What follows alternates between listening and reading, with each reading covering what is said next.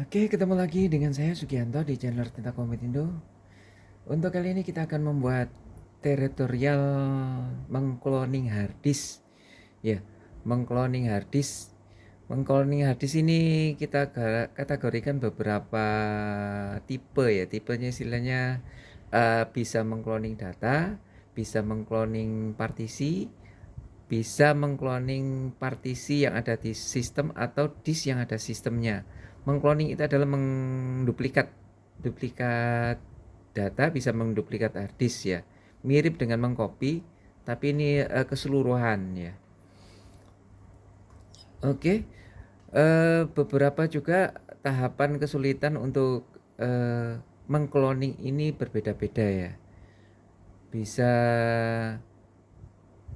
kalau mengcloning cuman data biasa lebih gampang. Ya, terus ada mengcloning sistem yang untuk komputer aslinya. Jadi mengcloning sistem untuk tetap di PC atau laptop yang sama. Nah, yang ketiga ini tahapan yang agak sulit.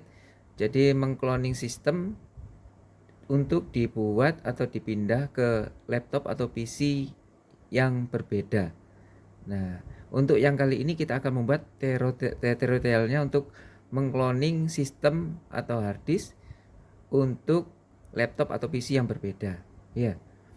Jadi syarat mengcloning juga ya harus ada 2 hard disk ya.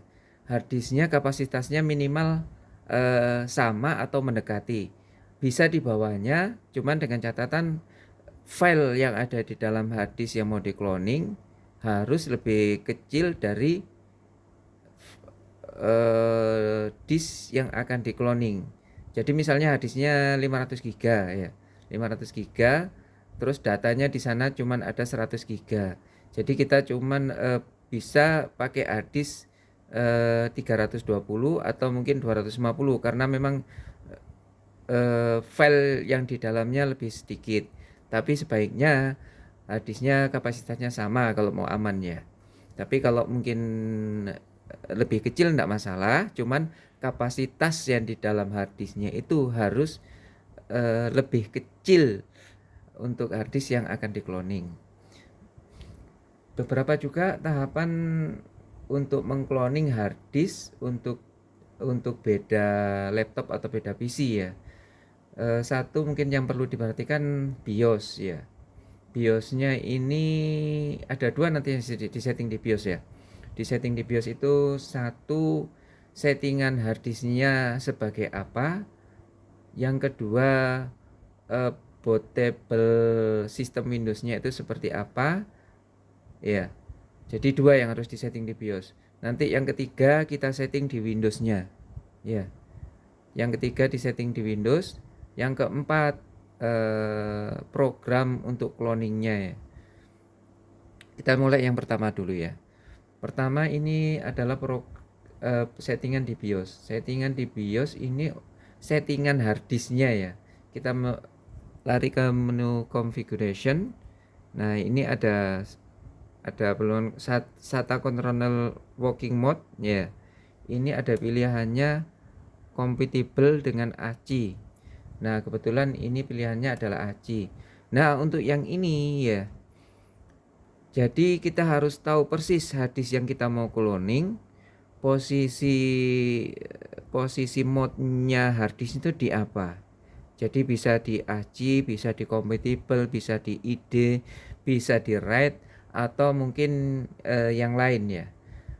Untuk yang ini memang berbeda-beda. Untuk laptop atau CPU yang generasinya 4 ke bawah ya. 4 ke bawah rata-rata settingan ID, ACI, compatible-nya masih ada. Tapi untuk generasi keempat ke atas rata-rata ada yang ada dan enggak. Rata-rata kebanyakan udah enggak ada untuk settingan ACI dengan ID-nya atau compatible. Jadi kita lihat generasi PC atau generasi laptopnya tidak semua sama ya. Tapi perlu diperhatikan memang kalau generasinya 4 ke bawah settingannya ada kita samakan. Kalau memang enggak ada ya kita abaikan nggak apa-apa, cuman tingkat nanti kompatibel untuk sistemnya loading itu lebih tinggi kalau semuanya settingannya kita samakan ya. Terutama ini untuk settingan harddisknya seperti apa ya. Ini ada ACI, ada ID. Jadi settingan di sini kan harus kita tahu persis settingannya seperti apa. Jadi kalau memang settingan awalnya ACI ya kita nanti untuk PC yang akan kita pindah sistemnya ya harus ACI ya. Harus ID misalnya harus ID. Jadi harus disamakan settingannya. Yang kedua ini adalah settingan bootable supportnya. Ini bootable supportnya ini ada pilihannya legacy dan WiFi.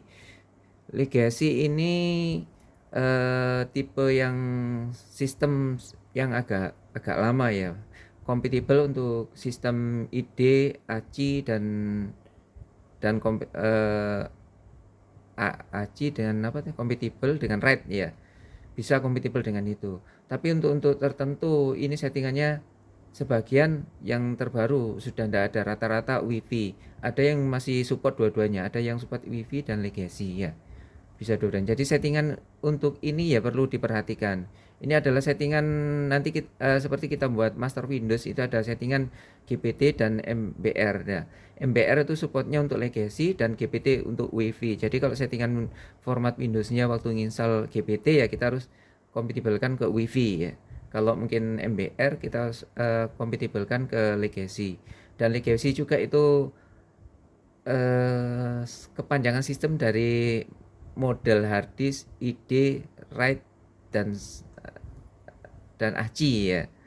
Jadi dilihat juga tipenya. Nanti kalau tipe-tipenya ini kebetulan untuk laptop yang saya buat sampel adalah laptop generasi 4 ya. i3 4010 ini settingan ID ACI-nya masih ada semua. Jadi kalau generasi 4 ke bawah settingan WiFi-nya rata-rata sudah tidak ada. Tapi kalau generasi 4 ke bawah untuk settingan ACI ID-nya pasti komplit gitu ya. Jadi perlu diperhatikan ini tadi kita ulangin untuk tipe harddisknya seperti apa, dan untuk legacy WiFi ini ada tipe Windows-nya nanti master Windows-nya sistemnya sebagai apa, sebagai WiFi atau sebagai legacy.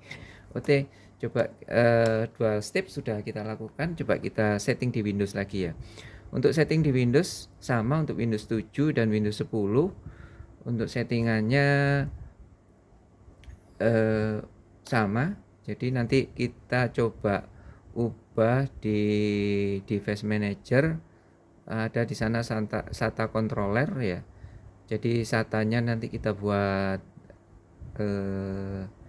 sebenarnya kalau udah kedetek drivernya mestinya bukan, udah bawaannya enggak standar lagi. Nanti kita buat settingan SATA-nya jadi tipe harddisknya itu kita buat standar. Jadi lebih kompatibel kalau standar.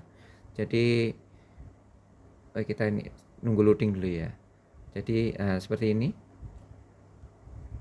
Di My Computer klik kanan Properties ya. Properties.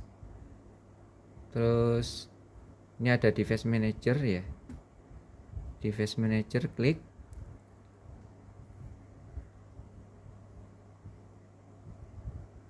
Device Manager klik. Nunggu masih loading.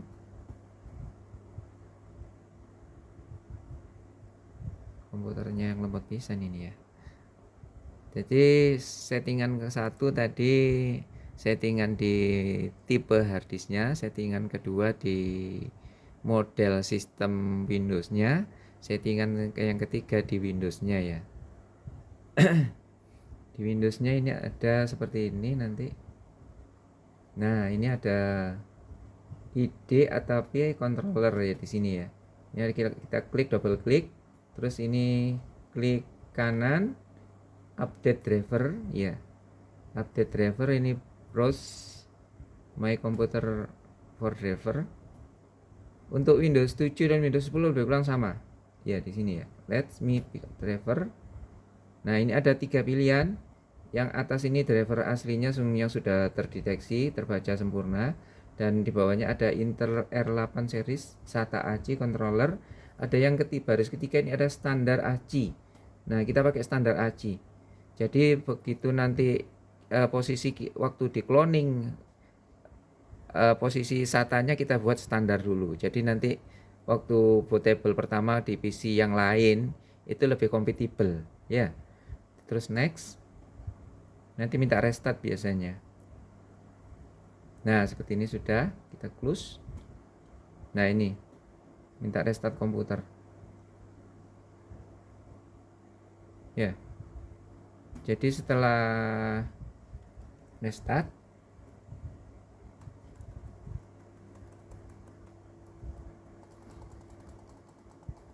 kita coba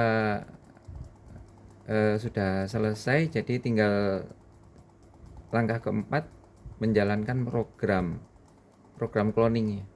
Program cloning ada macam-macam ya, sampai browsing aja untuk tipe-tipenya. Cuman untuk saya ini pakai Hiren 6 dan Hiren 6 juga terbatas untuk kemampuannya. Biasanya di Gen 4 ini nggak tahu support apa enggak. Biasanya kalau Gen 4 ke bawah dengan seri-seri ada idenya pasti support ya. Kalau mungkin Hirennya di atasnya ada di Hiren 11 mungkin bisa support untuk yang ini. Nah, saya sarankan juga untuk duplikat sistem sebaiknya program cloningnya yang under DOS. Jadi bootable lewat DOS, bisa lewat CD atau lewat flash disk. Usahakan buat sistem bootable dari DOS. Ini adalah contoh yang nanti saya buat, ini adalah Hiren 6, tapi kemungkinan besarnya tidak support. Nah, seperti ini under DOS ya. Under DOS. Ini terus kita pilih. Kalau yang Hiren 11 support untuk backup seperti ini ya. Ini gennya gen 4 ke atas dan masih udah ada wifi-nya, biasanya enggak support ya. Ghost Norton 11. Ini pakai program Ghost ya yang ada di Hiren. Cukup. Nah, seperti ini enggak support. Sebenarnya kalau support tinggal nanti ada menu pilihan disk to disk atau apa lebih. Jadi kalau untuk under DOS lebih sempurna hasilnya, karena kenapa? Kalau under Windows ada sebagian sistem kan yang bekerja, jadi Windowsnya masih posisi terbuka, ada track tertentu yang aktif sedang dipakai atau mungkin sedang difungsikan. Jadi kalau langsung di cloning nanti ada file-file yang mungkin nggak tercopy sempurna ya. Jadi saya sarankan untuk sistem sebaiknya under DOS. Tapi kalau untuk data sih tidak masalah. Oke, sekian. Terima kasih. Semoga tetap manfaat. Selamat malam. Assalamualaikum.